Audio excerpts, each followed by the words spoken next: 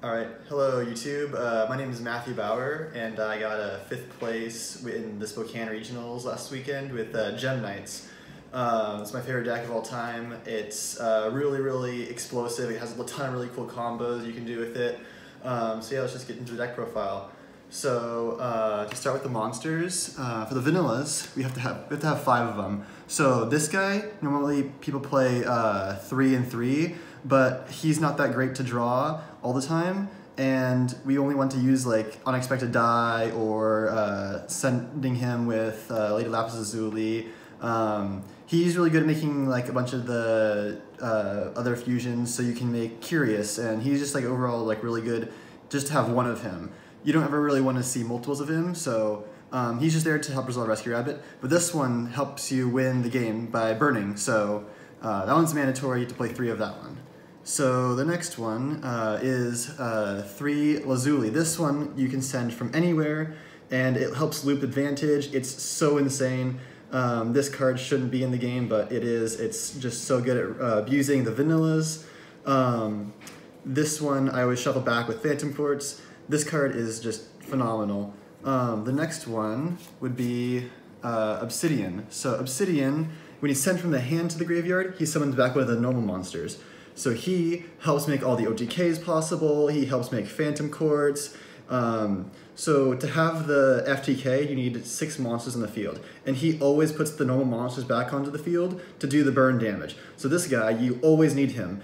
Also insert in tandem with the level 3, they help make level 8 with another rock monster, so you can search off Block Dragon with him. So he's always good. I always search him off Phantom Quartz if I don't have the fusion, or I already have the fusion. So the next is the normal summons. So we have 2 Armadillo. This card can be a brick sometimes, so you don't ever want to play 3. 2 is fine because you need to search him off of the Block Dragon sometimes to do certain FTK combos. Armadillo, he's just really solid +1. You can resolve his effect multiple times per turn, not once per turn, so just in general, like really solid card. The next, so this card, most people only play 1 or 2 of this. So Crystal Rose, when it's on the field, you can send a Gem Knight or a Melodious for some reason if you're ever playing Melodious monsters, for your deck to the graveyard, to copy its name. So we're always sending Lazuli from the deck to the graveyard to add back a normal monster. And then it's treated as a Gem Knight. So then you can make the Link monster, you can make a bunch of other fusion monsters. It's also a light for Seraphonite, so you can always just hard fuse for Seraphonite if you ever draw it. And that helps you make the Link monster, and it's just so explosive. So before this last event, most people only played like 1 or 2. And I was thinking like, well, all the time that I'm losing, my opponent's stopping my plays. So this card right here, it helps me make so my plays always go through.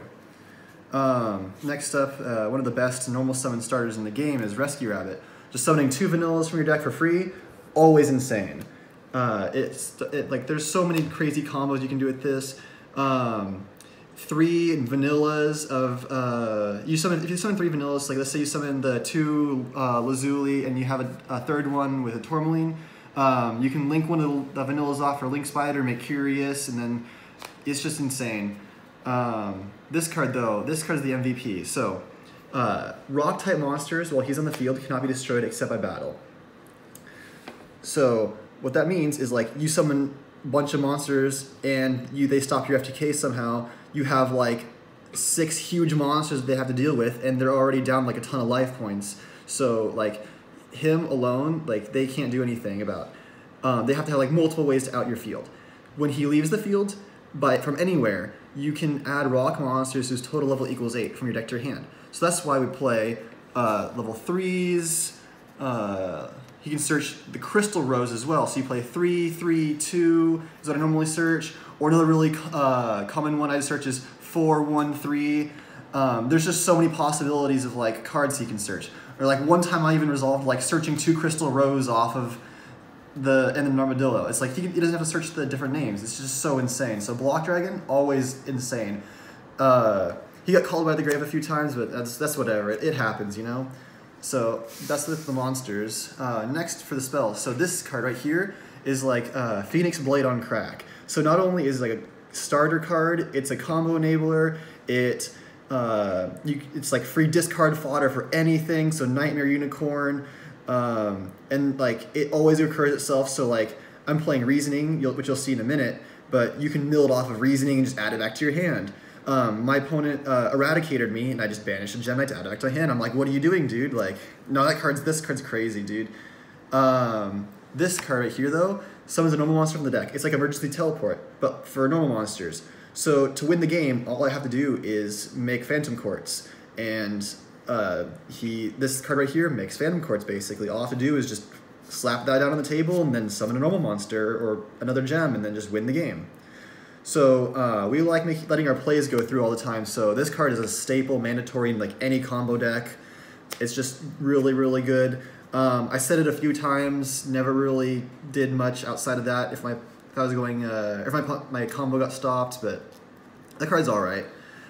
This card though, most people are only playing like 2 or 1. No, you have to play 3 Desires always. It's incorrect to not do that. Like, you have to play 3 Desires. It says draw 2. Like, why wouldn't you play that?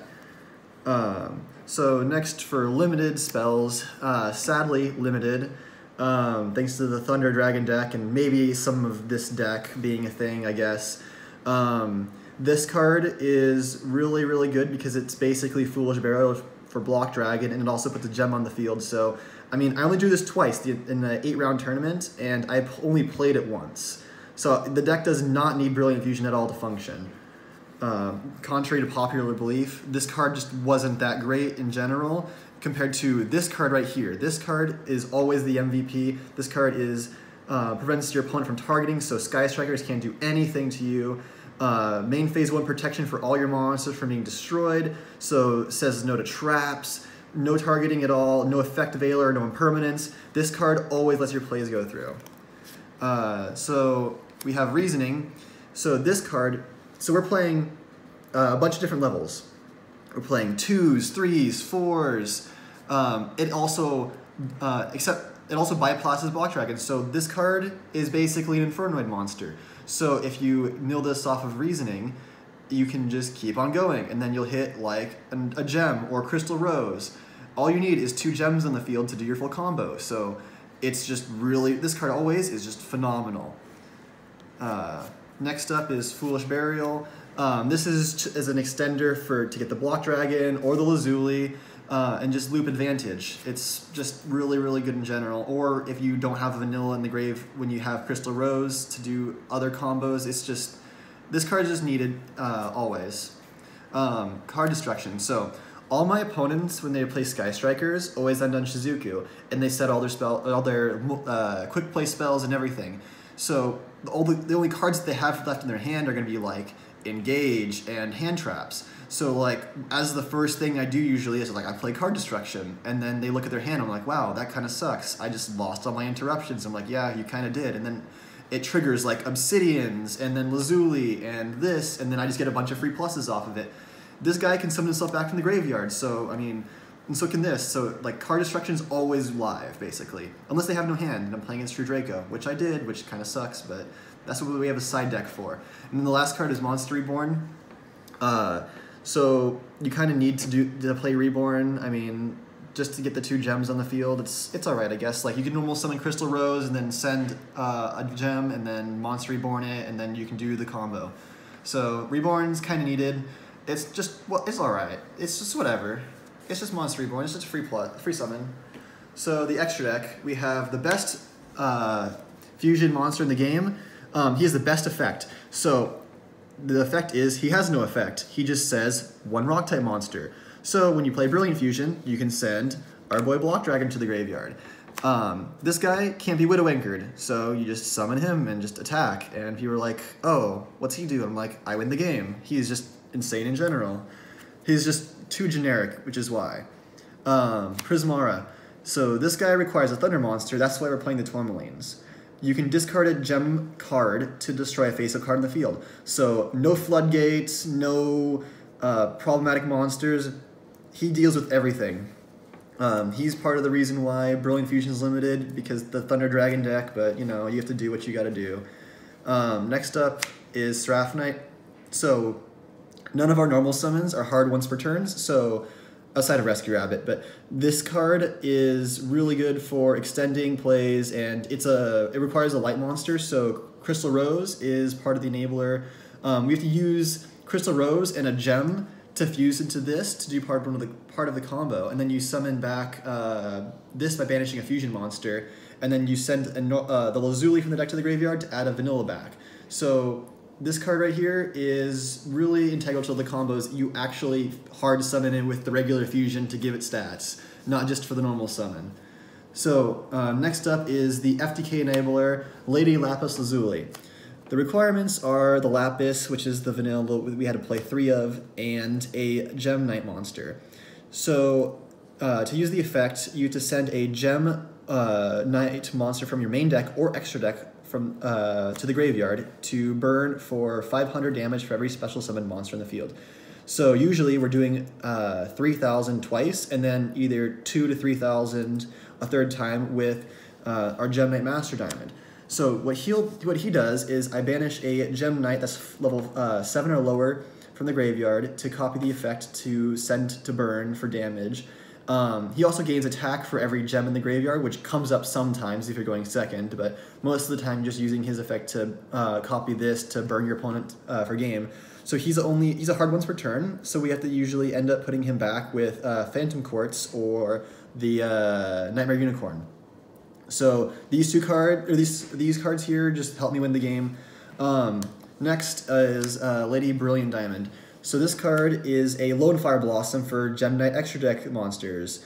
So the majority of the combos require you to use this first to summon out either Master Diamond or Seraphonite in order to do the full combo. So this card here you usually banish off of Crystal Rose, and then you use Crystal Rose's effect a bunch of times, and then like this card is it's all right.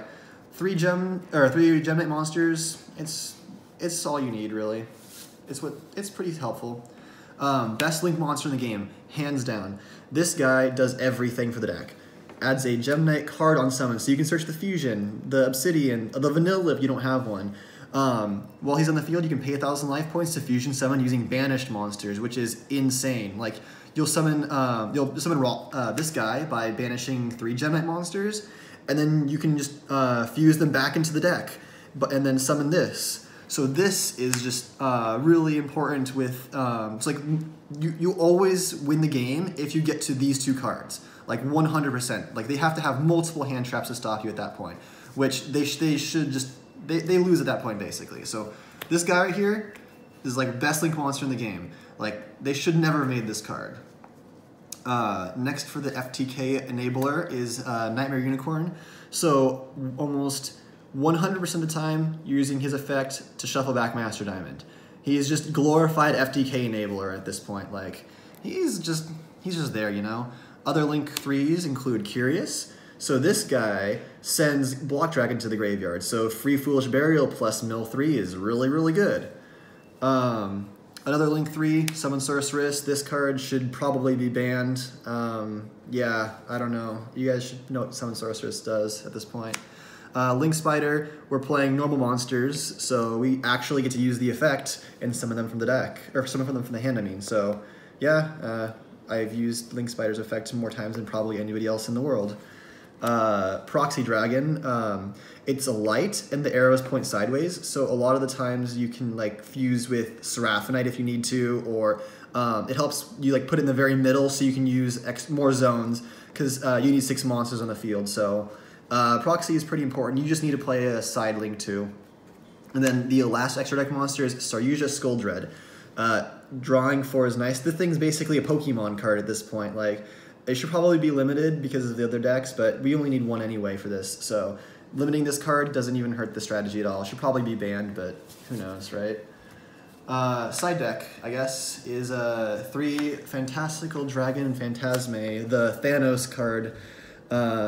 It's gorgeous playmat, by the way. Konami did a really good job on this one. This card I always put in against Sky Striker and other Link decks. It's a really good card in general. Definitely worth the $100 price point it currently is at. Denko Sekka for playing against back row decks because we hate getting locked out of the game.